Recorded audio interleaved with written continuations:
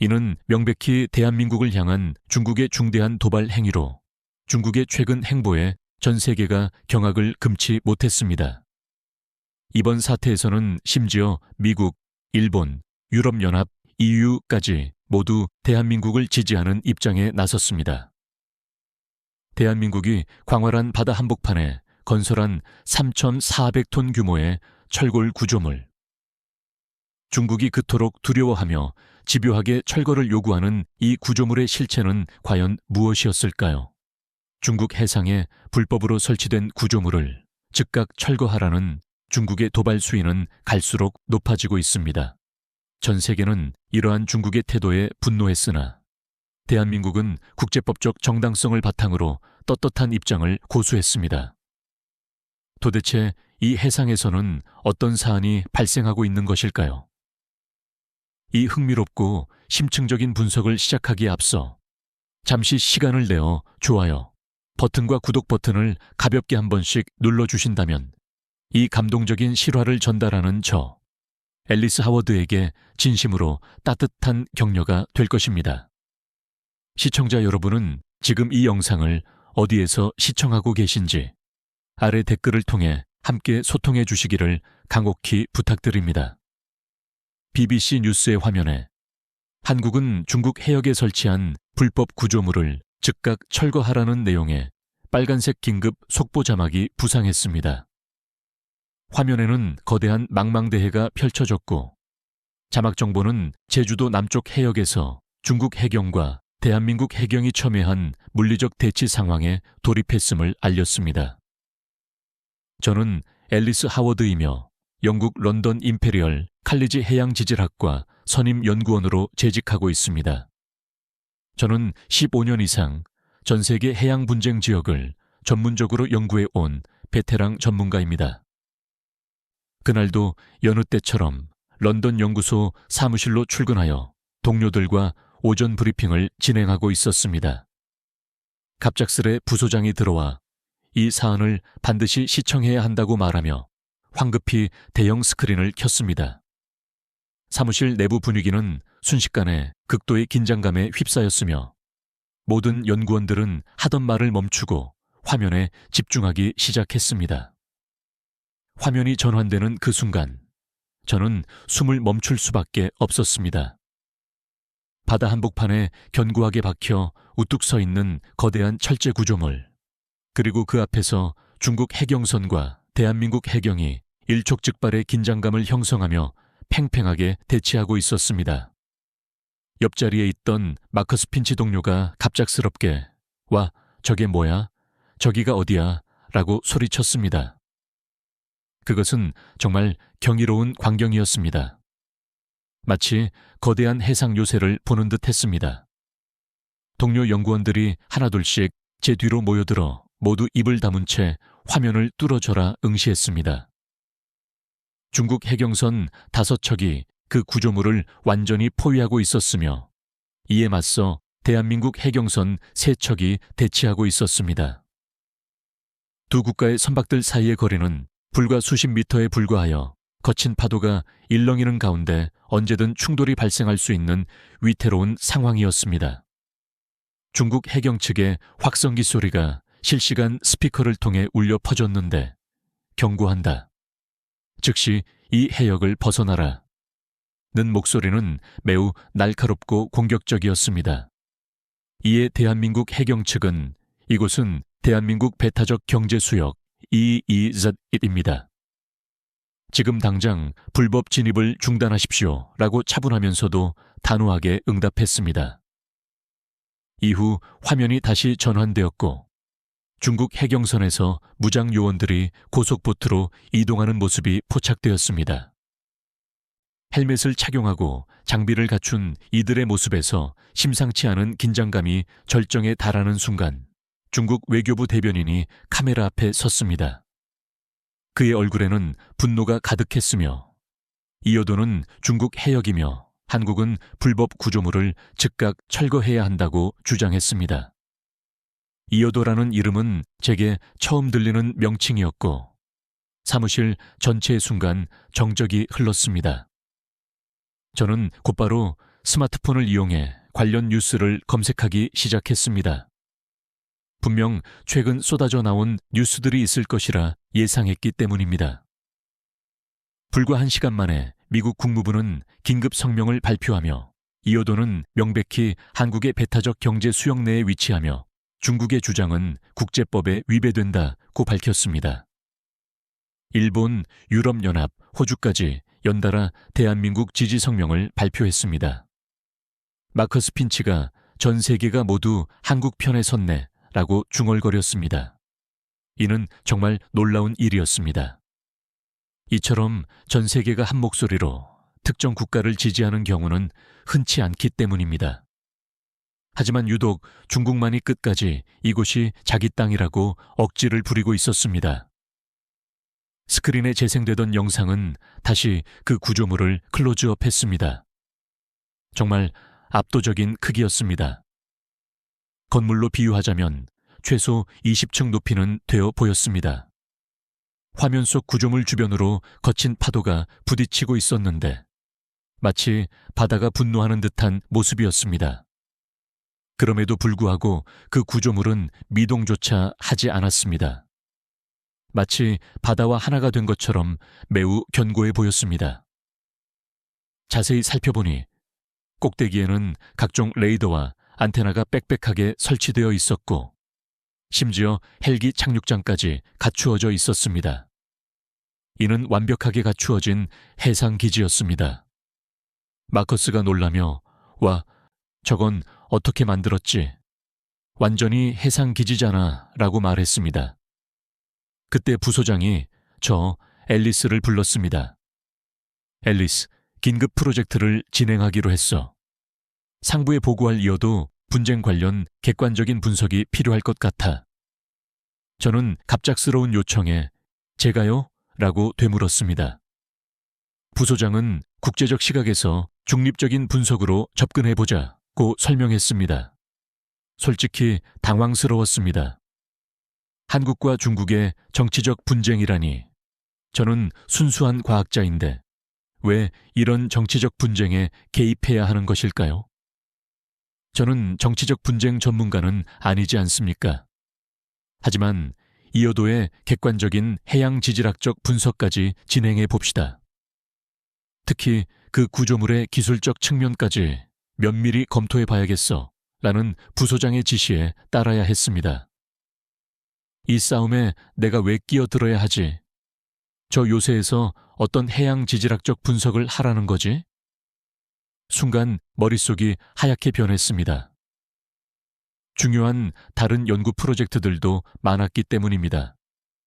하지만 오후가 될수록 그 영상이 머릿속에서 계속 맴돌았습니다.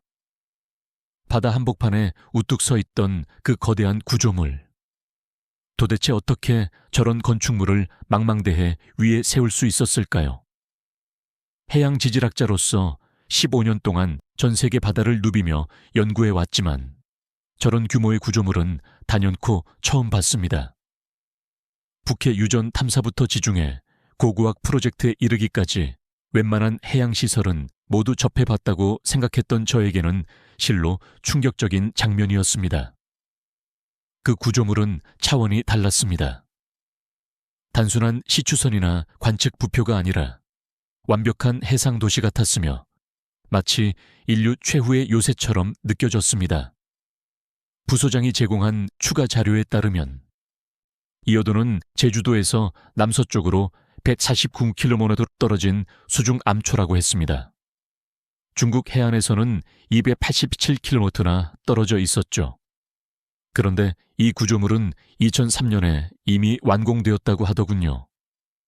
무려 20년도 더 전에 저런 건축물을 세웠다는 사실은 도저히 믿기지 않았습니다.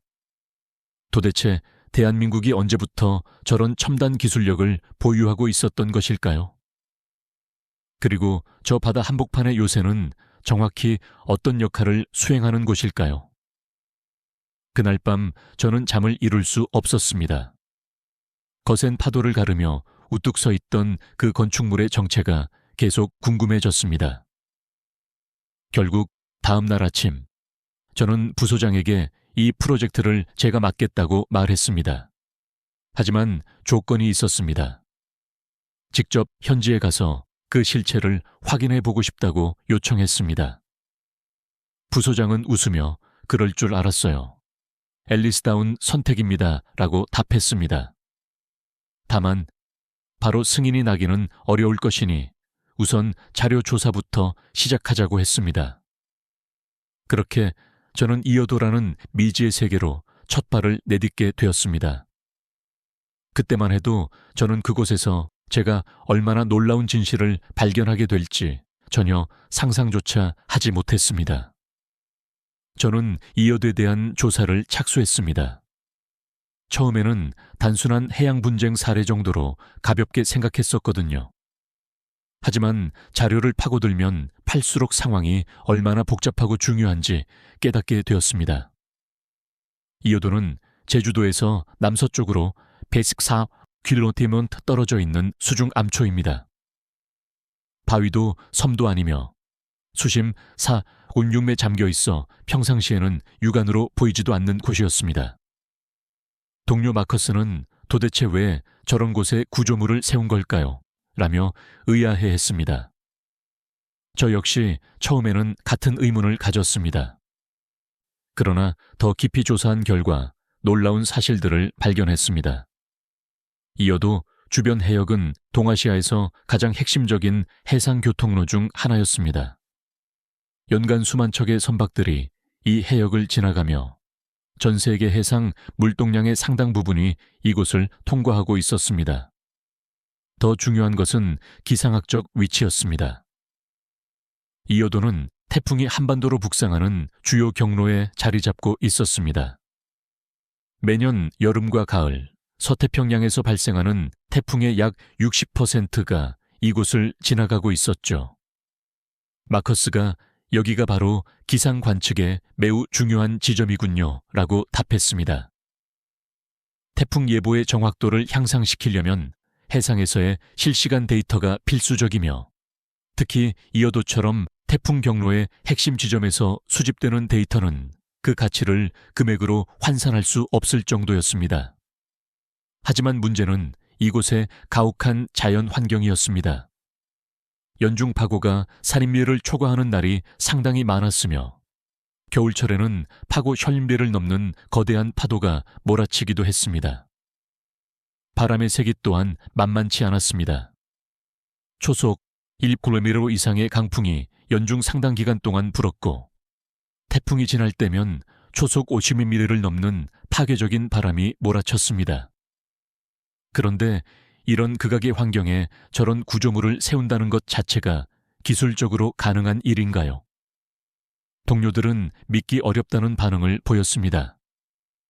저 역시 마찬가지였습니다. 해양공학 전문가로서 이러한 극한 환경에서의 건설 작업이 얼마나 어려운지 잘 알고 있었기 때문입니다. 과거에도 여러 나라들이 유사한 시도를 했지만 대부분 실패로 끝났습니다. 1970년대 노르웨이가 북해에 세운 해상 플랫폼이 폭풍으로 붕괴된 사례도 있었고 더 심각한 것은 인명피해였습니다. 거친 바다에서의 작업은 언제나 생명의 위험을 수반했습니다. 1980년대 스코틀랜드 해역에서 건설 중이던 해상 구조물이 무너져 100명 이상이 목숨을 잃은 참사도 있었습니다. 그런데 한국은 이런 극한의 환경에서 어떻게 성공할 수 있었던 거죠? 심지어 20년도 더 전에 이미 완공을 마쳤다는 것이 더욱 놀랍습니다. 그것이 바로 제가 가장 알고 싶었던 핵심 부분이었습니다. 자료를 면밀히 조사해보니 대한민국의 접근 방식이 기존과는 완전히 차별화되어 있었다는 것을 알 수 있었습니다. 우선 설계 단계부터 극도로 철저했습니다. 1995년부터 5년 동안 이어도 해역의 파랑과 조류를 정밀하게 관측했습니다. 해저 지반 조사도 수십 차례 반복 실시했으며 컴퓨터 시뮬레이션을 통해 수천 가지 시나리오를 검증했습니다. 마커스는 90년대에 저런 정교한 접근법을 시도하다니 그때는 한국이 경제적으로 대규모 투자를 할 만한 시기도 아니지 않았나요? 정말 치밀하네요. 라고 감탄했습니다. 기술적 접근 방식 역시 혁신적이었습니다. 기존의 고정식 구조물 대신 파도의 충격을 효과적으로 분산시키는 반잠수식 구조를 채택했습니다. 재료 선택 또한 매우 까다로웠습니다. 일반 강철이 아닌 특수 해양용 강재를 사용했으며 부식 방지를 위해 특수 코팅을 여러 번 처리했습니다. 하지만 가장 인상적인 부분은 시공 과정이었습니다. 육지에서 미리 완벽하게 제작된 구조물을 바지선으로 운반한 후 정밀한 위치 제어 시스템을 사용하여 수중 암초 위에 정확하게 설치했습니다. 이런 수준의 기술력이 2000년대 초에 가능했었다니 정말 놀랍습니다. 저 역시 놀라움을 금치 못했습니다. 당시만 해도 이런 수준의 해양공학 기술을 보유한 나라는 노르웨이, 네덜란드, 영국 정도에 불과했거든요. 그런데 대한민국이 이 선진국 대열에 합류한 것이었습니다. 그것도 단 한 번의 시도만에 성공을 거두었습니다. 2001년 8월 착공하여 2003년 6월에 완공했으며 총 사업비는 이게 12억 원이었습니다. 현대중공업이 주 시공사였고 카이스트, 기상청, 한국전력공사 등이 기술 지원을 제공했습니다. 완성된 구조물의 규모는 압도적이었습니다. 총 중량 3,400톤, 높이는 76m에 달했으며 바다 위로 솟은 부분만 해도 40리페로가 넘었습니다. 바다 한가운데에 어떻게 이걸 박아 넣을 생각을 했는지 정말 대단한 프로젝트입니다. 이 구조물의 내부 시설 또한 완벽했습니다. 15명이 동시에 생활할 수 있는 숙소가 마련되어 있었고 각종 관측 장비들이 설치된 실험실, 그리고 헬기 착륙장까지 갖추어져 있었습니다. 가장 놀라운 것은 관측 장비의 수준이었습니다. 기상, 해양, 지진 관측 장비가 총 68종이나 설치되어 있었으며 모든 데이터는 실시간으로 육지의 기상청으로 전송되고 있었습니다. 마커스는 이 정도면 지금 기준으로도 거의 세계 최고 수준이겠네요 라고 평가했습니다. 맞습니다. 이어도 종합해양과학기지는 세계 최고 수준일 수밖에 없었습니다. 왜냐하면 이곳은 전 세계에서 유일하게 수중 암초 위에 세워진 과학기지였기 때문입니다. 기술적으로도 최첨단을 자랑하는 유일무이한 시설이었습니다. 그런데 동료들은 의문을 제기했습니다. 왜 중국은 이토록 이 여대에 집착하는 걸까요? 단순히 배타적 경제 수역 경계선 문제만은 아닐 것 같습니다. 중국 입장에서는 자국 연안에서 그리 멀지 않은 곳에 외국의 최첨단 시설이 있다는 것이 부담스러울 수 있다는 분석이 나왔습니다.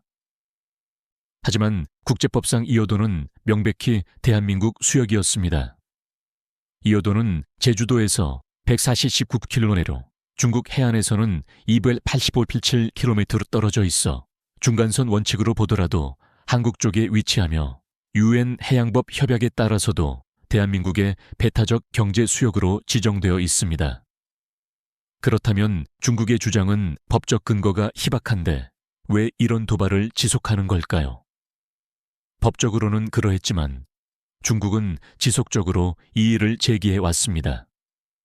2013년에는 방공식별구역 CADIZ에 이어도를 일방적으로 포함시키기까지 했으며 이때부터 갈등이 본격화되었습니다. 중국 군용기들이 이어도 상공을 자주 비행했고 이에 대응하여 한국 역시 공군기를 출동시켰습니다. 다행히 물리적 충돌로 이어지지는 않았으나 긴장감은 끊임없이 지속되었습니다. 특히 2025년 들어서는 상황이 더욱 악화되었습니다. 중국이 잠정조치 수역해 대형 구조물을 불법적으로 설치했고 이를 확인하러 간 한국 조사선이 중국 해경의 위협을 받는 사건이 발생했습니다. 이 영상이 전 세계로 확산되면서 지금과 같은 거대한 파장을 일으킨 것입니다. 자료를 조사하면 할수록 이어도의 중요성은 더욱 분명해졌습니다. 단순한 관측 기지가 아니라 대한민국의 해양 주권을 상징하는 최전선이었으며 또한 대한민국의 과학기술 역량을 전 세계에 보여주는 자랑스러운 성과이기도 했습니다. 하지만 저는 여전히 궁금한 점들이 많았습니다.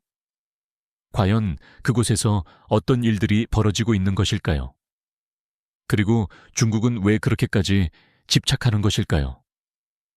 저는 이제 대한민국 현지로 직접 가서 모든 것을 확인해 보고 싶었습니다. 마침내 공식적인 승인이 떨어졌고 저와 일부 동료들은 한국행 비행기에 올랐습니다. 런던에서 인천까지 11시간의 긴 비행이었지만 저는 기내에서도 이어도 관련 자료를 계속 검토했습니다. 인천공항에 도착하자마자 대한민국 정부 관계자들과 통역관이 마중 나와 있었습니다. 해양수산부 국제협력 담당관인 최우진 씨였습니다. 하워드 박사님, 먼 길 오시느라 수고하셨습니다. 라는 정중한 인사에 저는 깜짝 놀랐습니다. 통역관이 있었음에도 불구하고 한국 관리들의 영어 실력이 예상보다 훨씬 뛰어났기 때문입니다. 게다가 세심한 배려까지 느껴졌습니다. 이어도 관련 최신 자료들을 모두 준비해 두었습니다. 박사님께서 요청하신 기술 문서들도 포함되어 있습니다. 호텔로 향하는 차량 안에서 최우진 담당관은 대한민국 정부의 입장과 중국의 최근 도발 행위에 대해 상세하게 설명해 주었습니다. 솔직히 말씀드리면 저희는 이번 사태를 매우 심각한 도발로 받아들이고 있습니다. 중국이 국제법을 완전히 무시하고 있거든요. 그의 목소리에서는 분노와 함께 답답함이 느껴졌습니다. 제가 중국이 설치한 구조물은 어떤 용도로 추정됩니까? 라고 묻자 그는 아직 정확히 파악되지 않았습니다. 다만 대형 레이더 시설로 추정되고 있습니다. 우리 조사선이 접근을 시도할 때마다 차단하고 있거든요. 추후에 자료를 보면서 더 자세히 설명드리겠습니다. 라고 답했습니다. 서울 시내로 진입하면서 창문 밖으로 보이는 대한민국의 발전상에 저는 다시 한번 놀랐습니다. 런던 못지않은 현대적인 도시였고 고층 빌딩들이 밀집해 있으며 교통시설도 완벽했습니다. 한국이 이렇게 발달한 나라인 줄 몰랐네요. 최 담당관은 오랜만에 방문하신 외국분들이 종종 놀라십니다. 6.25 전쟁 이후 급속도로 이만큼 발전했으니까요. 라고 말했습니다. 호텔에 도착하여 짐을 풀고 나니 저녁 시간이 되었습니다. 최 담당관은 해양수산부 관계자들과의 저녁 식사를 제안했습니다. 내일 이어도 관련 브리핑이 예정되어 있습니다. 오늘은 편히 쉬시고 궁금한 점이 있으시면 언제든지 연락 주십시오. 다음 날 아침 저는 해양수산부 청사를 방문했습니다. 예상했던 것보다 훨씬 체계적이고 전문적인 조직이었습니다. 브리핑룸에서 만난 이어도 담당팀은 모두 박사급 전문가들로 구성되어 있었습니다. 해양공학, 기상학, 국제법 전문가들이 한자리에 모여 있었죠. 해양공학 담당인 강민재 박사가 설명을 시작했습니다. 이어도 프로젝트는 대한민국이 1995년부터 시작한 국가적 사업입니다. 당시만 해도 불가능하다는 의견이 지배적이었지만 우리는 반드시 해야만 하는 일이라고 생각했습니다. 왜 해야만 하는 일이었을까요? 그 이유를 듣고 저는 다시 한번 놀랐습니다. 대한민국은 매년 태풍으로 인해 엄청난 규모의 피해를 입고 있었습니다. 정확한 예보를 위해서는 해상 관측 데이터가 필수적이었기 때문입니다. 기상청 관계자인 윤서현 박사가 이어서 설명했습니다. 이어도는 태풍의 이동 경로를 최소 24시간 전에 예측할 수 있게 해줍니다. 이는 곧 국민의 생명과 재산을 지키는 일입니다. 이어도는 단순한 영토 문제가 아니라 국민의 안전과 직결된 사안이었던 것입니다. 건설 과정은 실로 험난했습니다. 당시의 기록물만 보더라도 그 고난의 깊이를 짐작할 수 있을 정도였습니다. 강민재 박사가 당시 상황을 생생하게 설명했습니다. 2001년 첫 작업을 시작했는데 태풍 루사가 덮쳤습니다. 바지선이 전복될 뻔했고 모든 작업원들이 대피해야 했습니다. 2002년에는 태풍 매미가 또다시 몰아쳤습니다. 파고 15매 거대한 파도가 쉴 새 없이 밀려왔고 그때는 정말 포기하려고 했었습니다. 하지만 한국 기술진들은 포기하지 않았습니다. 그들은 더 정교한 기상예보 시스템을 도입하여 작업이 가능한 날을 정확히 예측하여 공사를 진행했습니다. 현대중공업의 기술력이 결정적이었습니다. 특수 제작된 바지선과 크레인을 동원했으며 카이스트에서 개발한 위치 제어 시스템이 핵심 기술이었습니다. 오차범위 10mm 이내로 정확하게 구조물을 설치할 수 있었습니다. 2003년 6월 27일 마침내 그 거대한 건축물이 완공되었습니다. 76호 높이의 구조물이 바다 위에 우뚝 솟아 올랐습니다. 완공 후 현재까지 20년이 넘는 기간 동안 운영되고 있으며 단 한 번의 큰 사고도 발생하지 않았습니다. 이는 정말 놀라운 성과였습니다. 그렇게 혹독한 자연 환경 속에서 20년 넘게 견뎌왔다는 사실이 경이로웠습니다. 현재 68종의 관측 장비가 설치되어 기상, 해양, 지진 데이터를 실시간으로 수집하고 있습니다. 윤서연 박사가 자세한 설명을 이어갔습니다. 태풍 예보의 정확도가 30%나 향상되었습니다. 이는 매년 수백 명의 생명과 막대한 재산 피해를 예방하고 있는 것입니다. 어업 안전에도 크게 기여하고 있습니다. 조업 선박들에게 실시간 기상 정보를 제공하기 때문입니다.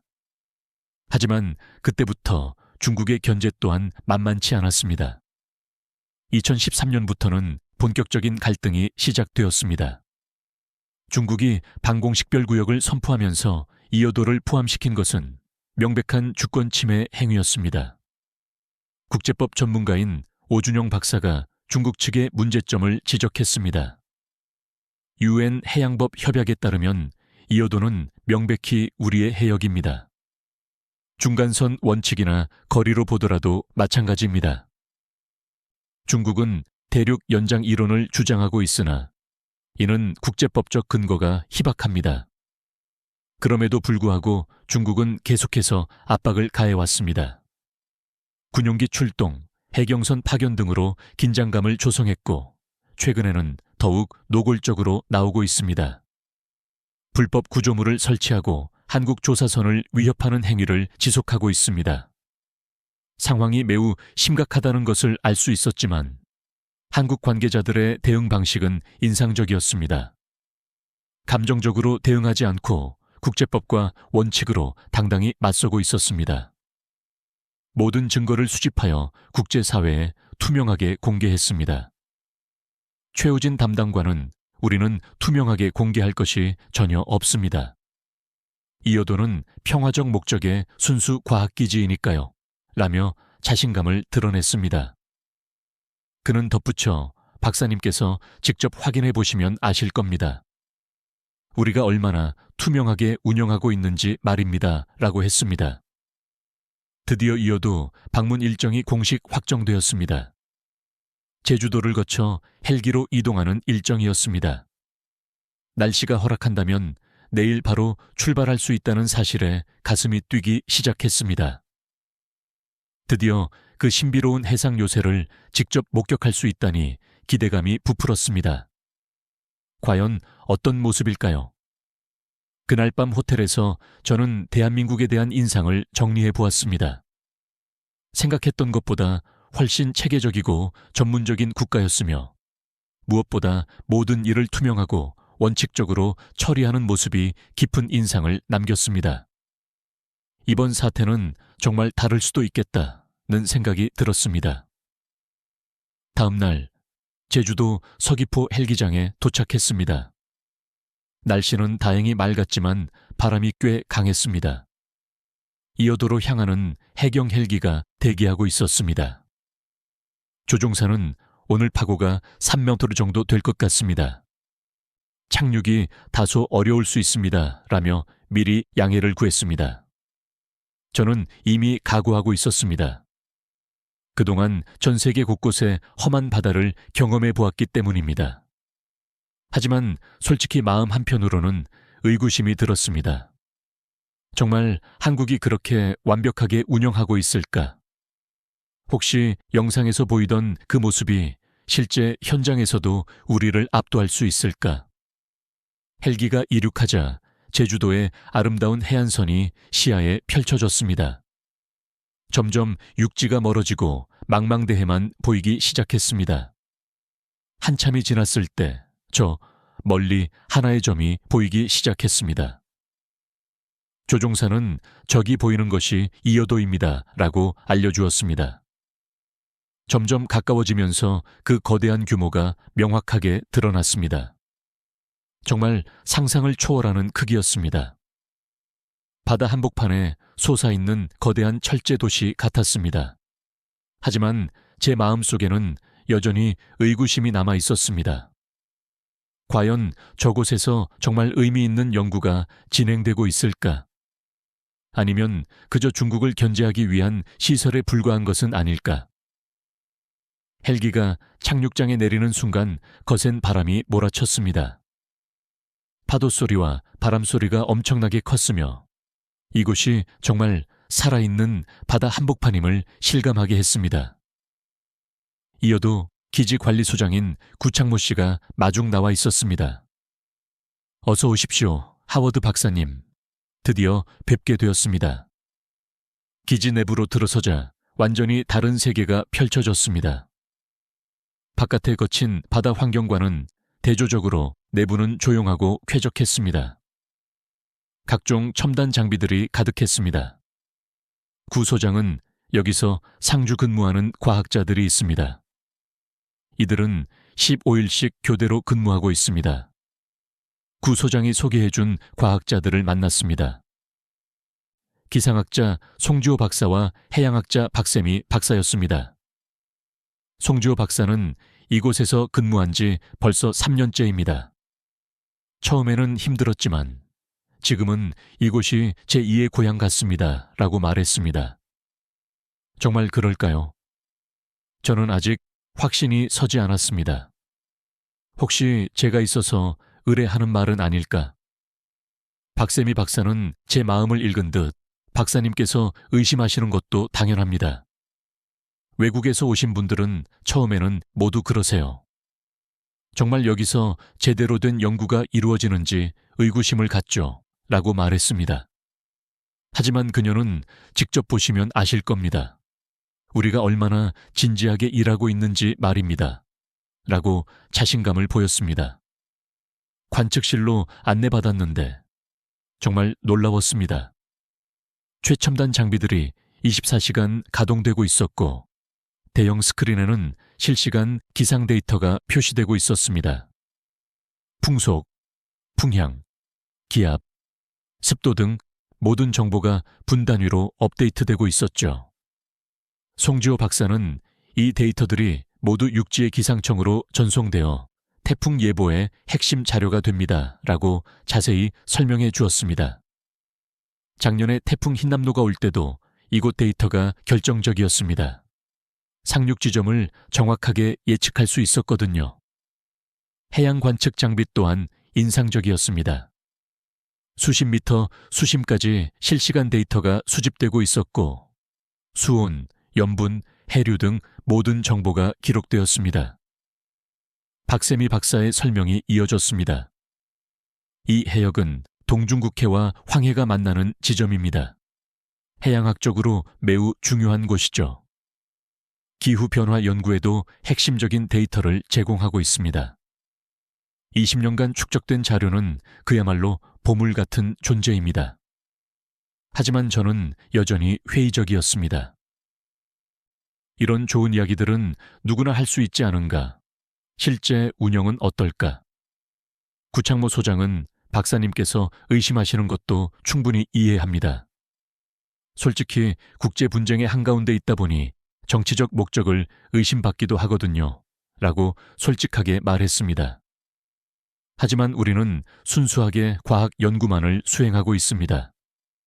군사적 목적은 전혀 없습니다. 정말 그럴까? 저는 더욱 꼼꼼하게 주변을 살펴보기로 했습니다. 숙소도 둘러봤는데 생각보다 소박했습니다.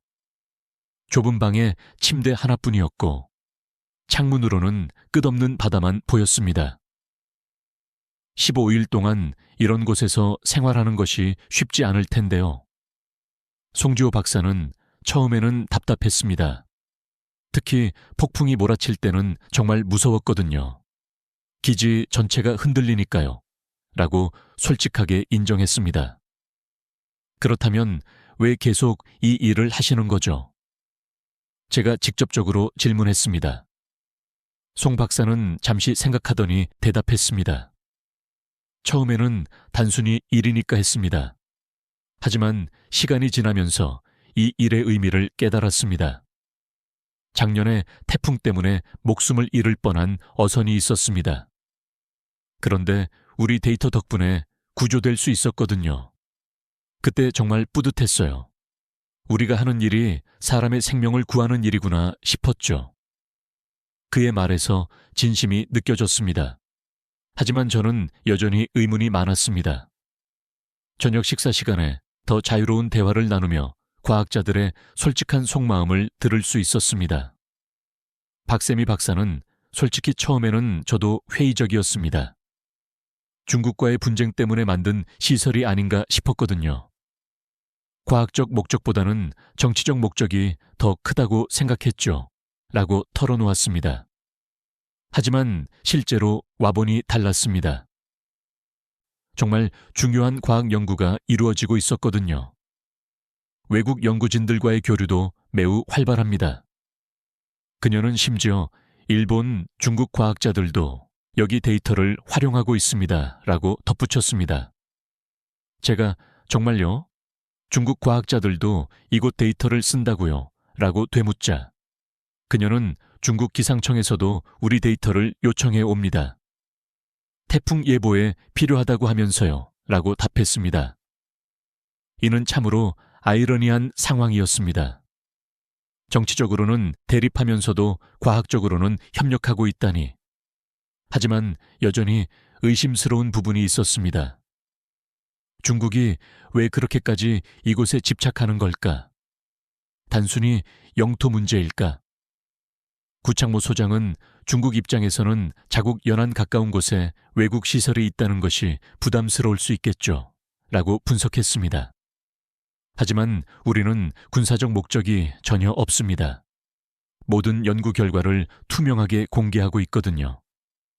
그날 밤 저는 기지에서 하룻밤을 보냈습니다. 깜깜한 바다 한복판에서 느끼는 고립감이 상당했습니다. 정말로 이곳에서 15일씩 근무한다는 것이 쉽지 않은 일이라는 것을 깨달았습니다. 새벽에 갑자기 알람이 울렸습니다. 일본 남쪽 해상에서 저기압이 발달하고 있으며 태풍으로 발달할 가능성이 높다는 경보였습니다. 과학자들은 모두 비상체제로 전환했습니다. 관측 장비를 점검하고 데이터 수집을 강화하며 24시간 교대 근무를 시작했습니다. 그들의 모습을 보니 이들이 정말 진지하게 일하고 있다는 것을 알 수 있었지만 저는 아직 완전히 확신이 서지는 않았습니다. 과연 이곳이 정말 평화적 목적만을 위한 시설일까? 아니면 숨겨진 다른 목적이 있는 것일까? 저는 앞으로 더 지켜봐야겠다고 생각했습니다. 이틀째 되는 날 아침이었습니다. 갑자기 해경 헬기가 기지에 도착했습니다. 응급 환자가 발생했다는 연락이었습니다. 구창모 소장이 급하게 설명했습니다. 제주도 남쪽 해상에서 어선이 조난당했습니다. 선원 1명이 쓰러졌는데 날씨가 나빠서 헬기 구조가 어려운 상황입니다. 우리 기지가 중간 기착지 역할을 해야 합니다. 정말 급박한 상황이었습니다. 모든 기지 직원들이 구조 작업에 투입되었습니다. 20분 후 해경 헬기가 환자를 태우고 도착했습니다. 60대 어부였는데 상태가 매우 위급해 보였고 의식을 잃은 채 들것에 실려왔습니다. 기지에는 간단한 의료 장비가 구비되어 있었습니다.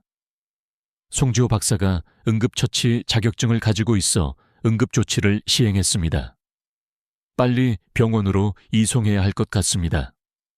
하지만 날씨는 더욱 악화되고 있었고 시정이 나빠져 헬기 운항이 어려운 상황이었습니다. 조종사는 제주까지 가기에는 너무 위험합니다. 최소 2시간은 기다려야 할 것 같아요. 라며 난색을 표했습니다. 그때 구창모 소장이 나섰습니다. 우리 기지에 비상의료진을 요청하겠습니다. 제주대학교 병원에서 의료진이 헬기로 올 수 있습니다. 이런 응급 상황에 대비한 체계가 갖추어져 있다는 사실이 놀라웠습니다. 이곳은 육지와 바다를 연결하는 작은 섬이나 다름없었습니다. 1시간 후 의료진을 태운 헬기가 도착했습니다. 제주대 병원 응급의학과 의사와 간호사였습니다. 기지에서 응급처치까지 가능한 장비를 갖추고 왔습니다. 의사는 약물 치료로 안정화시킬 수 있을 것 같습니다. 라는 진단 결과를 알려주었습니다. 정말 다행스러운 순간이었습니다. 한 사람의 소중한 생명이 구해진 것이었습니다. 옆에서 이 상황을 초조하게 지켜보던 박세미 박사가 조용히 말했습니다. 이런 일이 1년에 서너 번은 있습니다. 조난당한 어선구조, 응급환자 후송 같은 일들이죠. 그녀는 처음에는 우리 일이 아니라고 생각했어요. 하지만 지금은 당연히 해야 할 일이라고 여기고 있습니다. 라고 덧붙였습니다. 그제서야 저는 이어도의 진짜 의미를 깨달았습니다. 단순한 관측기지가 아니라 바다를 비추는 등대와 같은 존재였습니다. 수많은 생명을 구하는 전진 기지였던 것입니다. 오후에는 태풍 관측 작업을 직접 체험해 보았습니다. 일본 남쪽에서 발달하던 저기압은 실제로 태풍으로 강화되었습니다. 송지호 박사는 현재 중심기압 980 헥토파스칼로 강화되고 있습니다. 라며 실시간 데이터를 보여주었습니다. 이어돼서 수집되는 데이터는 태풍 경로 예측에 핵심적인 역할을 합니다. 컴퓨터 모델링 화면을 보니 정말 놀라웠습니다. 이어도 데이터가 반영되었을 때와 반영되지 않았을 때의 예측 정확도가 확연히 달랐습니다. 이어도 데이터가 없으면 예측 오차가 30%나 증가합니다. 이는 태풍 상륙 지점을 잘못 예측할 수 있다는 뜻이죠. 맞습니다. 잘못 예측하면 수백만 명이 피해를 볼 수 있는 상황이었습니다. 박세미 박사는 태풍 흰남노 때의 사례를 들어주었습니다. 처음에는 부산 쪽으로 상륙할 것으로 예측되었어요. 하지만 이어도 데이터를 반영하니 포항 쪽으로 수정되었죠. 만약 잘못 예측했다면 부산 시민들이 제대로 대피하지 못했을 겁니다. 정말 중요한 일이었습니다. 이어도가 수백만 명의 생명을 지키고 있었던 것입니다. 그날 저녁, 잠시 다른 선원들을 통해 그들의 진솔한 이야기를 들을 수 있었습니다. 한 어부는 저희는 이 바다에서 3대째 고기를 잡고 있어요. 어릴 때는 이어도가 뭔지도 몰랐고 그냥 바다 한가운데에 무슨 등대 같은 건물이 하나 있다는 정도로만 알았죠. 하지만 지금은 다릅니다. 이어도가 그리고 이 기지가 우리 생명을 지켜주는 곳이라는 것을 알거든요. 다른 어부도 거들었습니다. 태풍 경보를 미리 받아서 목숨을 구한 적이 여러 번 있어요. 예전에는 날씨 예보가 부정확해서 위험한 적이 많았습니다. 갑자기 태풍이 와서 조난당할 뻔한 적도 있었고요. 지금은 덕분에 미리미리 대비할 수 있습니다. 이 어부들에게 이어도는 단순한 건물이 아니었습니다. 생명을 지켜주는 수호신과 같은 존재였죠. 한 어부는 중국에서 자꾸 트집을 잡던데 이해가 안 됩니다. 여기는 군사 목적으로 지어진 것도 아니고 사람 목숨 구하는 곳인데 무슨 문제가 있다는 거죠? 라며 분개했습니다. 그는 정치적인 이유는 잘 모르겠지만 이효도만큼은 꼭 지켜야 해요 라고 강조했습니다. 순박한 어부들의 말에서 진심이 느껴졌습니다. 이들에게 이효도는 없어서는 안 될 소중한 존재였습니다. 그날 밤 갑자기 긴급 상황이 발생했습니다. 중국 어선 한 척이 이어도 근처에서 엔진 고장으로 표류하고 있다는 신고였습니다. 중국 어선이요. 저는 깜짝 놀랐습니다. 정치적으로 대립하고 있는 상황에서 중국 어선을 구조한다니. 구창모 소장은 단호하게 당연히 구조해야죠. 바다에서는 국적이 중요하지 않습니다. 사람의 생명이 가장 소중하거든요. 라고 말했습니다. 그는 즉시 해경에 연락하여 구조 작업이 시작되었습니다. 이어도에서는 실시간 기상 정보를 제공하여 구조선이 안전하게 접근할 수 있도록 도왔습니다. 2시간 후 중국 어선이 무사히 구조되었다는 소식이 전해졌고 선원 5명 모두 무사했습니다. 제가 감탄하며 중국 어선도 구조해 주시는군요 라고 말하자 박세미 박사는 담담하게 정치는 정치고 인도주의는 인도주의죠 라고 대답했습니다. 작년에도 중국 어선 2척을 구조한 적이 있어요. 그때도 아무 조건 없이 도와줬죠. 정말 대단했습니다. 정치적 갈등과 상관없이 인간의 생명을 구하는 일에 최선을 다하고 있었습니다. 그 순간 저는 깨달았습니다. 이효도는 단순한 정치적 상징이 아니었습니다.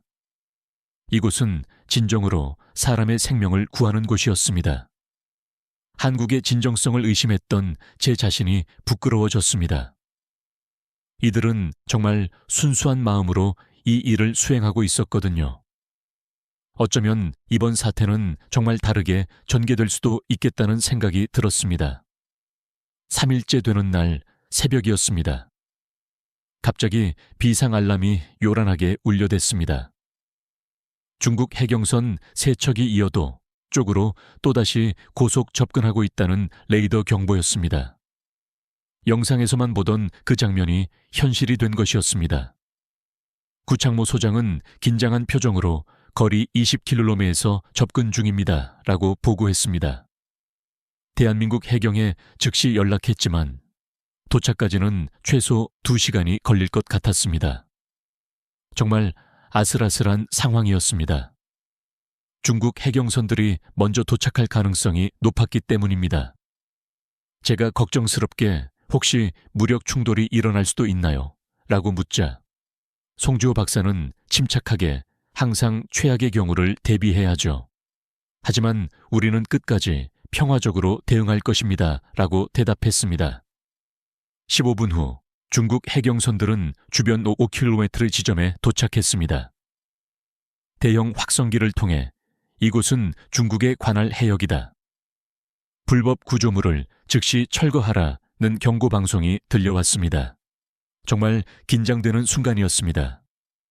물리적 충돌이 벌어지는 것은 아닐까 걱정했습니다. 그런데 구창모 소장의 대응은 놀라웠습니다. 그는 차분하고 침착하게 상황을 관리했습니다. 무정위를 통해 중국 해경 측에 직접 연락했습니다. 이곳은 대한민국 배타적 경제 수역 내의 과학기지입니다. 국제법에 따라 정당한 연구 활동을 하고 있습니다. 중국 측에서는 계속 철거를 요구했지만 한국 측의 대응은 선을 넘지도 무례하지도 않으면서 단호했습니다. 박세미 박사는 단호하게 우리는 어떤 위협에도 굴복하지 않겠습니다. 20년 넘게 이곳을 지켜온 우리의 의지를 꺾을 수는 없습니다. 라고 말했습니다. 압도적인 중국의 물리력 앞에서도 전혀 위축되지 않는 대단한 정신력이었습니다. 1시간이 지났지만 상황은 계속 교착 상태였습니다. 중국 해경선들은 이어도 주변을 계속 맴돌고 있었고 한국 해경이 오기까지는 아직 1시간이 더 남아 있었습니다.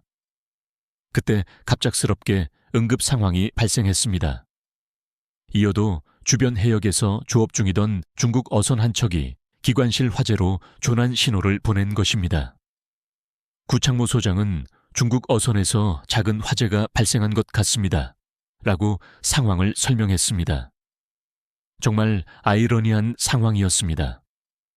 한쪽에서는 중국 해경이 이어도 철거를 요구하고 있는데 다른 쪽에서는 중국 어선이 구조를 요청하고 있었으니까요.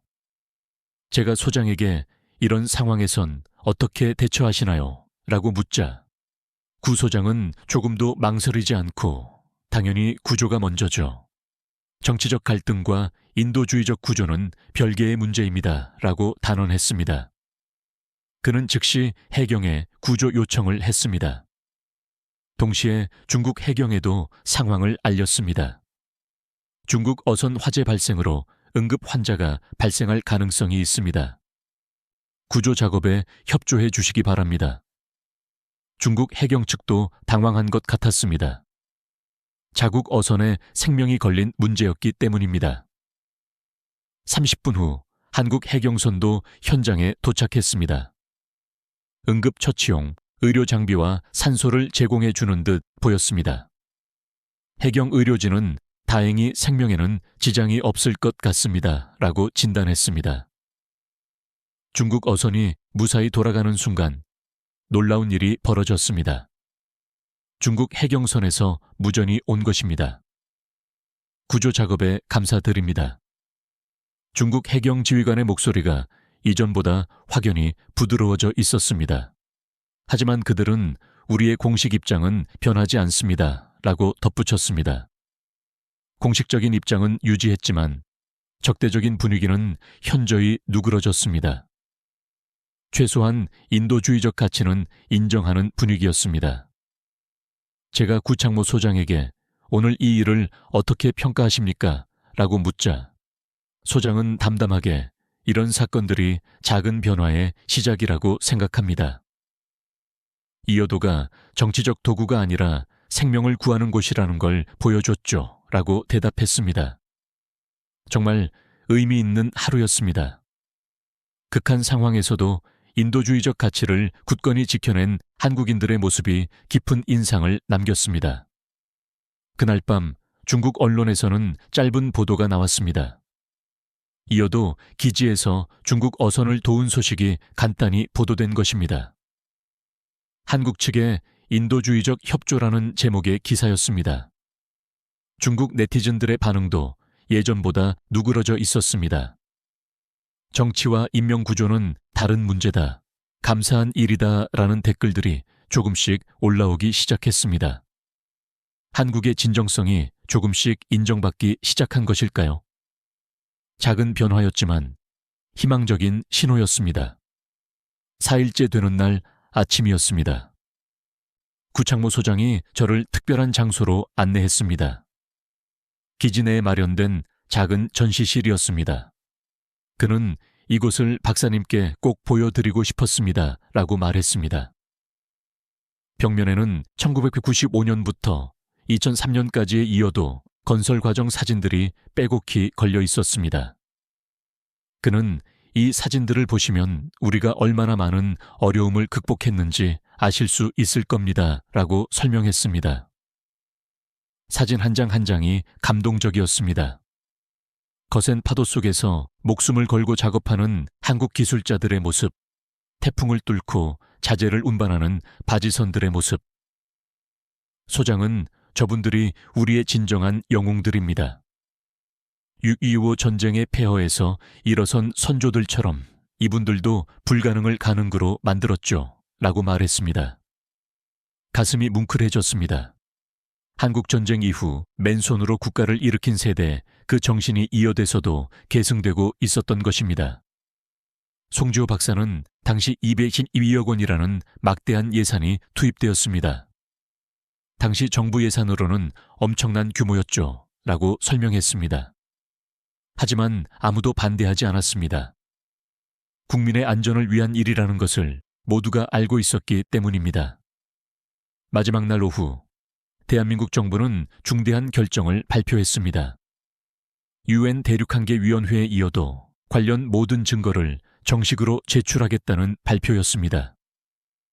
해양 측량 데이터, 지질 조사 결과, 법적 근거까지 20년간 축적한 모든 자료를 투명하게 공개하겠다는 것이었습니다. 박세미 박사는 이제 정정당당하게 승부를 보자는 뜻입니다. 우리는 숨길 것이 하나도 없어요. 라며 자신감을 드러냈습니다. 최우진 담당관이 공식 브리핑에서 대한민국은 국제법과 과학적 근거에 따라 모든 자료를 공개합니다. 투명성과 합법성으로 국제사회에 당당히 서겠습니다. 라고 발표했습니다. 이는 모든 카드를 공개하는 정말 대담한 결정이었습니다. 그렇게 일주일간의 이어도 방문 출장이 마무리되었습니다. 제주도와 인천을 거쳐 다시 런던으로 돌아가는 비행기 안에서도 계속 깊은 생각에 잠겼습니다.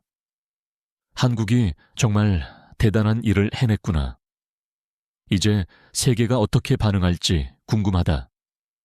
런던에 도착한 지 일주일 후부터 놀라운 변화들이 감지되기 시작했습니다. 가장 먼저 미국 국무부가 공식 성명을 발표했습니다. 한국의 투명한 자료 공개를 높이 평가하며 이어도는 명백히 한국의 EEZ 내 합법적 시설이다. 일본 외무성도 즉시 지지 성명을 냈습니다. 한국의 과학적 접근과 국제법 준수를 지지한다. 유럽연합까지 공식적인 지지를 표명했습니다. 한국은 해양 분쟁 해결에 모범을 보여주고 있다. 하지만 진짜 놀라운 일은 한 달 후에 벌어졌습니다. 세계 최고 대학들의 교수들이 공동 성명을 발표한 것입니다.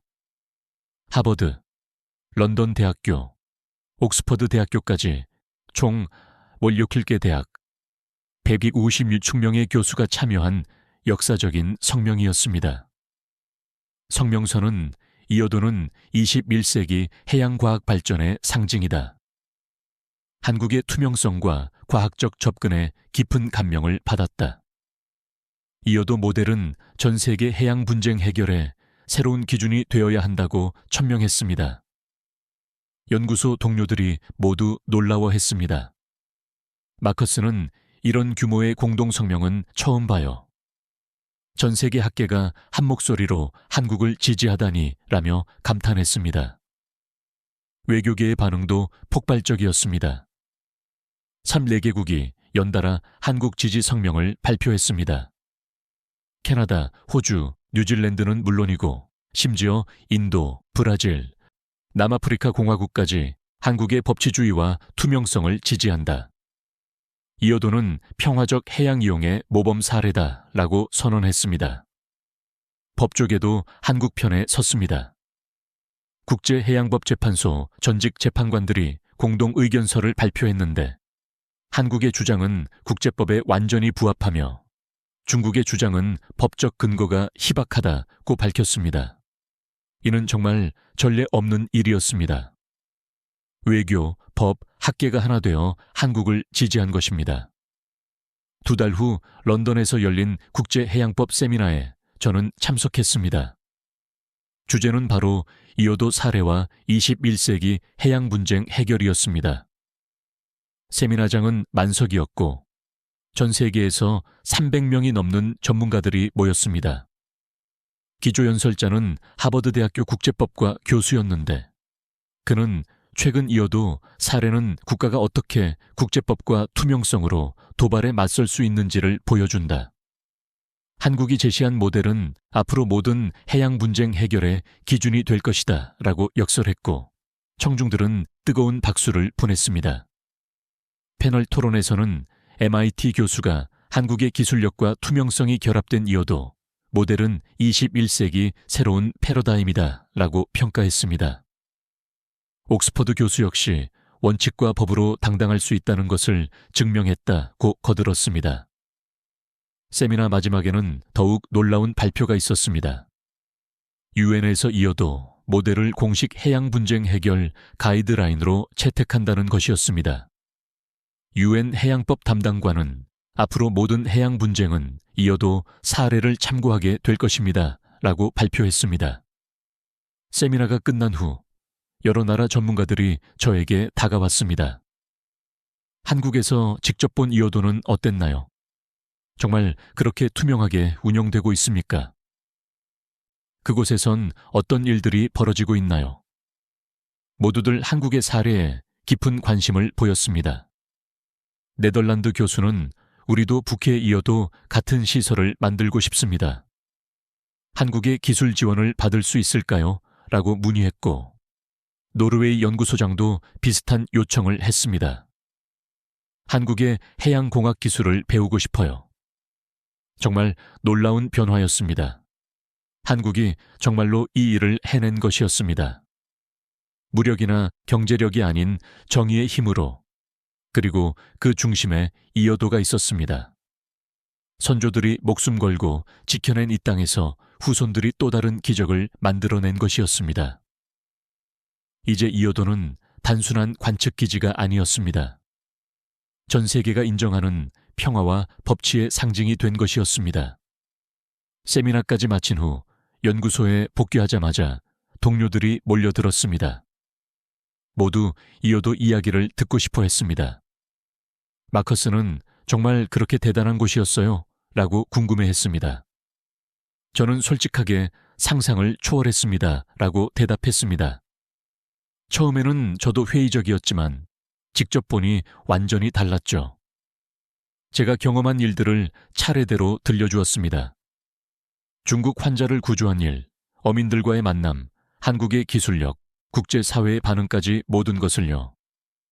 동료들도 놀라워했습니다. 정치적 갈등 상황에서도 인도주의를 포기하지 않다니. 저는 확신을 가지고 말했습니다. 그것이 바로 한국의 힘이었습니다. 군사력이나 경제력이 아닌 도덕적 힘이었죠. 저는 이어도 보고서 작성에 착수했습니다. 하지만 단순한 기술 보고서로는 제가 경험한 감동을 모두 담아내기에 부족했습니다. 보고서 제목을 21세기 해양협력의 새로운 모델, 이어도로 정했습니다. 기술적 분석뿐만 아니라 인도주의적 가치까지 포함한 종합 보고서였습니다. 보고서를 완성하고 나니 국제학회에서 발표 요청이 들어왔습니다. 런던에서 열리는 국제해양공학회에서 이어도 사례를 소개해달라는 요청이었습니다.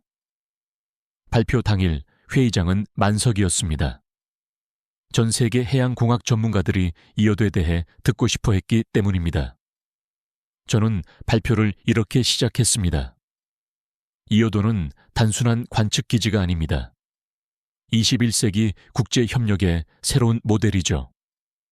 제가 직접 경험한 사례들을 생생하게 전달했습니다. 청중들의 반응은 뜨거웠습니다. 스위스 해양연구소 소장이 손을 들고 질문했습니다. 한국의 기술 수준이 그렇게 높은 줄 몰랐는데 어떻게 가능했다고 보시나요? 저는 자신 있게 대답했습니다. 한국은 불가능을 가능으로 만드는 나라입니다. 이미 1990년대에 그들은 이 일을 시작했죠. 1950년대만 해도 세계 최빈국 중 하나였지만 70년 만에 선진국이 되었습니다. 그 건축물 또한 그들의 사상과 정신이 그대로 반영되어 있습니다. 이어서 MIT 해양공학과 교수가 질문했습니다. 중국과의 갈등은 어떻게 해결될 것이라고 보시나요? 저는 중국 환자 구조 사례를 자세히 설명했습니다. 그 상황에서도 한국이 보여준 것은 진정성이었습니다. 정치적 대립 상황에서도 인간의 생명을 구하는 일에 최선을 다했어요. 그것이 1차적으로 중국인들의 마음을 움직인 것입니다. 발표가 끝나자 기립박수가 터져 나왔습니다. 여러 나라 전문가들이 한국에 이어도 모델의 깊은 감명을 받았습니다. 우리나라도 이어도 같은 시설을 만들고 싶다는 문의가 쇄도했고, 네덜란드, 덴마크, 노르웨이 등에서 기술 협력을 요청해 왔습니다. 한 달 후 더욱 놀라운 소식이 전해졌습니다. 동남아시아 국가들이 가장 적극적인 움직임을 보였습니다. 베트남, 필리핀, 인도네시아에서 대한민국의 기술 지원을 공식 요청했습니다. 중국과의 남중국해 분쟁을 평화적으로 해결하고 싶다며 이어도 모델 도입을 검토하고 있었습니다. 아프리카 연안 국가들도 관심을 보였습니다. 해적 퇴치와 어업 보호를 위해 이어도 같은 시설이 필요하다고 했습니다. 동료 마커스는 한국이 중소국가들의 희망이 되었네요 라며 감탄했습니다. 6개월 후 저는 개인적인 관심으로 다시 대한민국을 방문했습니다. 이어도가 어떻게 변했는지 궁금했기 때문입니다. 제주도에 도착하니 놀라운 변화가 있었습니다. 해양수산부 청사가 예전보다 훨씬 분주해 보였습니다. 최우진 담당관은 요즘 정말 바쁩니다. 총 4개국에서 이어도와 해양과학기지 견학 요청이 들어왔거든요. 모두 연구 목적입니다 라고 말했습니다. 독일, 네덜란드, 노르웨이, 덴마크에서 공식 요청을 해왔다고 했습니다. 자국 해역에 비슷한 시설을 만들기 위한 사전조사 차원이었습니다.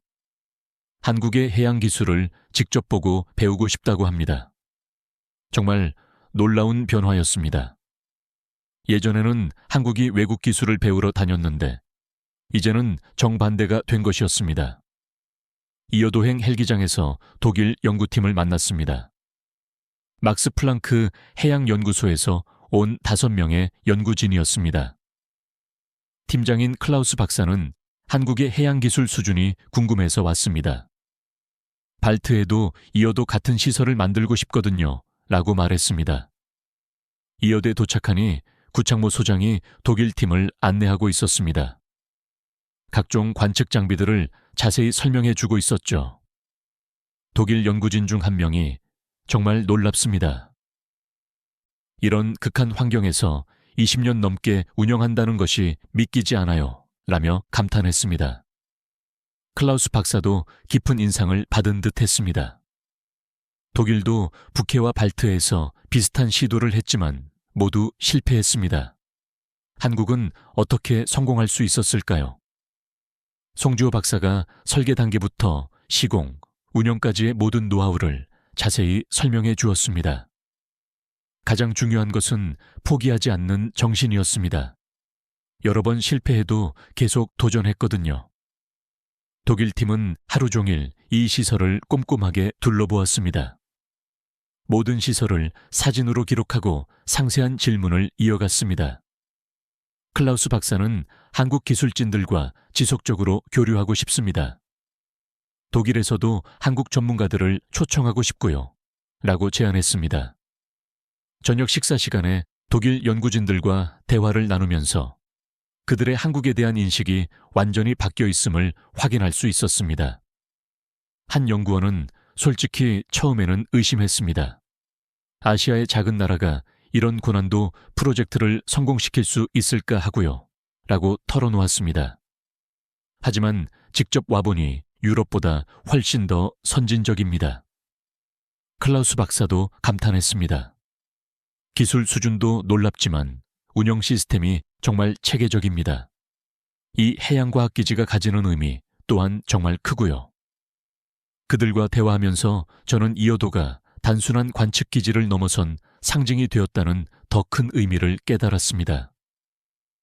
제가 만약 해양과학기지가 없었다면 어땠을까요? 라고 묻자 클라우스 박사와 최우진 담당관은 고개를 저었습니다.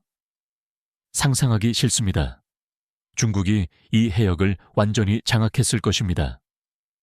동중국해 전체가 중국의 내해가 되었을지도 몰라요. 다른 연구원도 거들었습니다. 태풍 예보도 엉망이 되었을 것이고 매년 수많은 인명피해가 발생했을 거예요. 정말 소름 끼치는 이야기였습니다. 한국이 이곳을 지키지 못했다면 벌어졌을 끔찍한 일들이었습니다.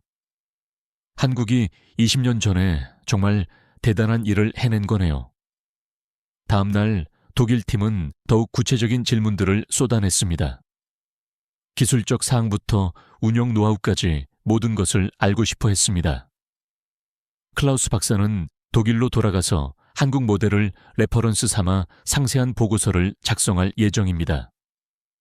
발트해 프로젝트를 추진하겠으며 한국과의 기술 협력도 공식 제안하고 싶습니다. 라고 말했습니다.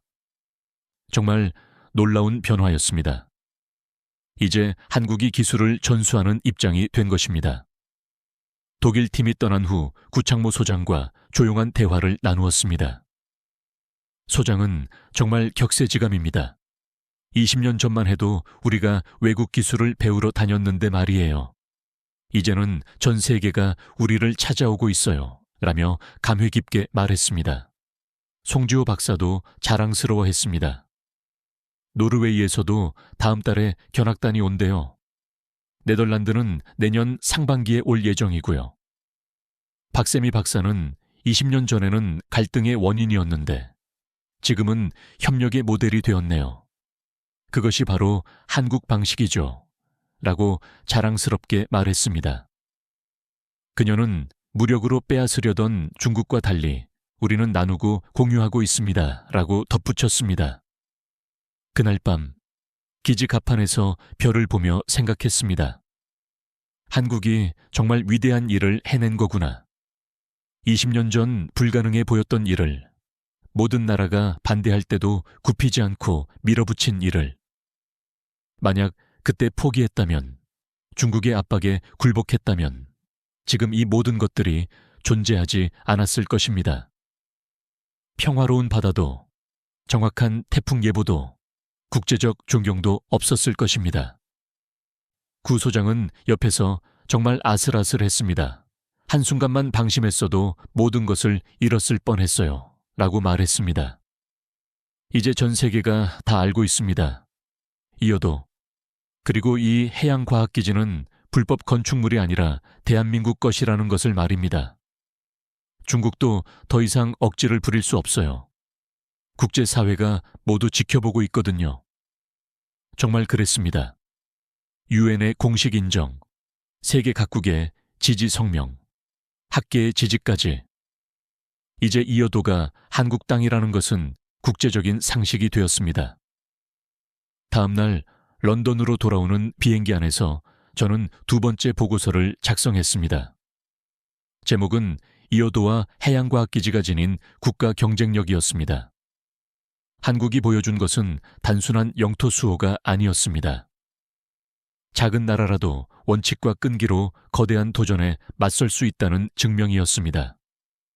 20년 전 바다 한복판에 세운 작은 구조물 하나가 오늘날 전 세계가 인정하는 평화와 과학의 상징이 된 것입니다. 만약 한국이 그때 포기했다면, 중국의 위협에 굴복했다면 지금쯤 이 바다는 중국이 차지하고 있었을 것이고 아무도 이의를 제기할 수 없었을 것입니다. 하지만 한국은 포기하지 않았습니다. 눈뜨고 바다를 빼앗기지 않았습니다. 그 결과 오늘날 모든 나라가 인정합니다. 이어도는 대한민국의 정당한 영토라는 것을, 작은 나라 한국이 거대한 바다를 지켜낸 기적, 그 기적의 이름이 바로 이어도, 그리고 한국의 해양과학기지였습니다. 바다 한복판에 우뚝 선 작은 구조물 하나가 세상을 변화시킨 오늘의 이 놀라운 이야기를 함께 해주셔서 진심으로 감사합니다. 이 영상이 여러분께 깊은 통찰을 제공했다면 주변 분들과 공유해 주시고 알림 설정으로 더 많은 이야기를 놓치지 마세요. 여러분의 적극적인 참여와 댓글은 저희 채널에 큰 힘이 됩니다.